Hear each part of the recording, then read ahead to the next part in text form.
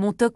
Long Island Fr. 1985. Une immense antenne radar, vestige de la guerre froide, se dresse face à l'océan. Officiellement, la base de Camp Héros est abandonnée depuis des années. Pourtant, des rumeurs persistantes parlent d'une activité souterraine, d'expériences secrètes menées loin des regards, sous le couvert de la défense aérienne. Le nom du projet Montauk. L'histoire officielle de la base est simple. Construite pendant la Seconde Guerre mondiale, elle fut modernisée pour détecter d'éventuels bombardiers soviétiques. Le radar ANFPS-35 était le cœur de ce bouclier. Mais des témoins affirment que cette mission n'était qu'une façade. Que les véritables recherches étaient d'une nature radicalement différente, impliquant la manipulation de l'espace, du temps et de l'esprit humain. Le site est aujourd'hui un parc d'État. Les bâtiments de surface sont murés, leurs intérieurs dévorés par le temps. Le silence est la seule réponse officielle aux questions qui subsistent. Pourtant, des explorateurs urbains et des enquêteurs amateurs rapportent des anomalies, des champs électromagnétiques étranges, des tunnels scellés qui ne figurent sur aucun plan officiel de la base. Pour comprendre l'origine de ces légendes, il faut remonter 40 ans en arrière, à une autre expérience tout aussi controversée, qui serait la véritable genèse du projet Montauk. Octobre 1943. Chantier naval de Philadelphie, l'US Navy mènerait une expérience secrète à bord du destroyer USS Eldridge. L'objectif, tester une technologie de camouflage électromagnétique. Selon la légende, l'expérience aurait dépassé toutes les attentes. Le navire ne serait pas seulement devenu invisible au radar, mais aussi à l'œil nu, avant de se dématérialiser brièvement. Le bilan humain rapporté est terrifiant. Des marins seraient devenus fous, d'autres auraient été retrouvés fusionnés au métal de la coque du navire, une histoire que la Navy a toujours niée. Pourtant, un homme va faire le lien entre cet événement et les rumeurs de Long Island Fr. Son nom est Alfred Fr. Bielek. Il prétend être un survivant de l'expérience de Philadelphie.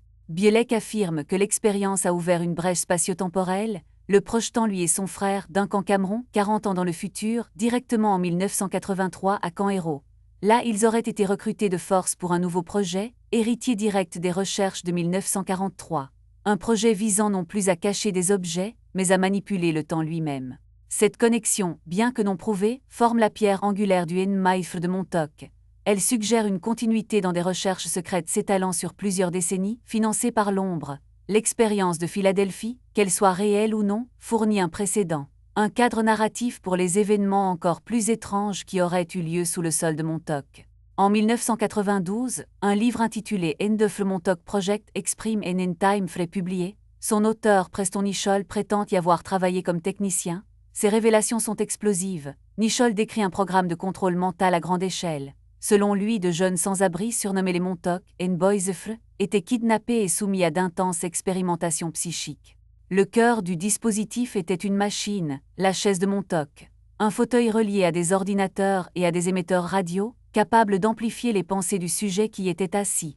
Un sujet particulièrement doué, Duncan Cameron, aurait été capable de matérialiser des objets par la seule force de sa pensée, en se concentrant sur eux depuis la chaise. Les applications militaires potentielles étaient immenses. Créer des illusions sur un champ de bataille, influencer le comportement des dirigeants ennemis, ou même générer des armes sorties de NL et de Fr. Nicholl affirme avoir récupéré des fragments de ses propres souvenirs effacés, découvrant qu'il menait une double vie, une vie normale en surface et celle d'un scientifique d'un projet secret la nuit. D'autres survivants présumés, comme Stuart Swerdlow, ont corroboré ces histoires, ajoutant des détails sur des programmes de modification génétique et des contacts avec des entités non humaines. Aucune preuve matérielle de cette chaie ou de ces programmes n'a jamais été présentée. L'histoire repose entièrement sur des témoignages et des souvenirs dits récupérés. L'étape ultime du projet Montauk, selon ses chroniqueurs, était la maîtrise du temps. Grâce à la chaie et à l'antenne radar, les scientifiques auraient réussi à ouvrir un vortex temporel stable. Ce tunnel temporel permettait non seulement de voir le passé et le futur, mais aussi d'y envoyer des équipes. Des missions d'exploration auraient été menées, de la Seconde Guerre mondiale à des futurs lointains. Certains témoignages évoquent même un programme spatial secret. Une colonie humaine aurait été établie sur Mars dans les années 70, grâce à une porte des étoiles ouverte depuis Montauk. Mais le 12 août 1983, l'expérience aurait atteint un point de non-retour. Un lien direct aurait été créé avec l'expérience de l'USS Eldridge, 40 ans plus tôt jour pour jour. Ce lien aurait déstabilisé le portail. Le subconscient de Duncan Cameron, toujours sur la chaise, se serait déchaîné, matérialisant une créature monstrueuse issue de son propre esprit.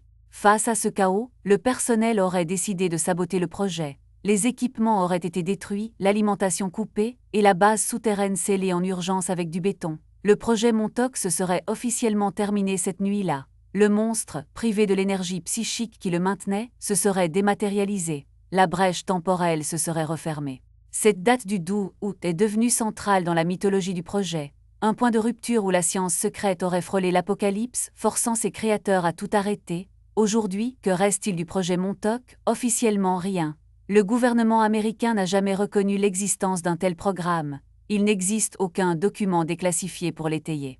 Les sceptiques soulignent les incohérences dans les témoignages et le fait que les histoires ont évolué et se sont enrichies au fil des ans, notamment après la publication du livre de Nicholl. Ils suggèrent que le projet Montauk est une légende urbaine moderne, un amalgame de méfiance envers le gouvernement, de fascination pour la science-fiction et de traumatisme personnel réinterprété.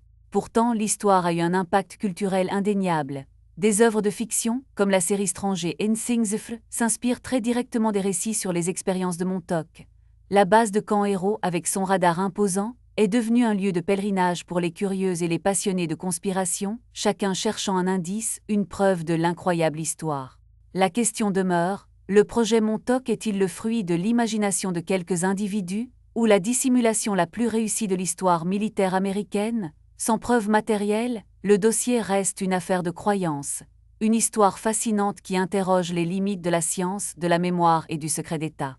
La vérité sur ce qui s'est réellement passé sous le sol de Long Island reste, à ce jour, enfouie sous des tonnes de béton et de déni officiel.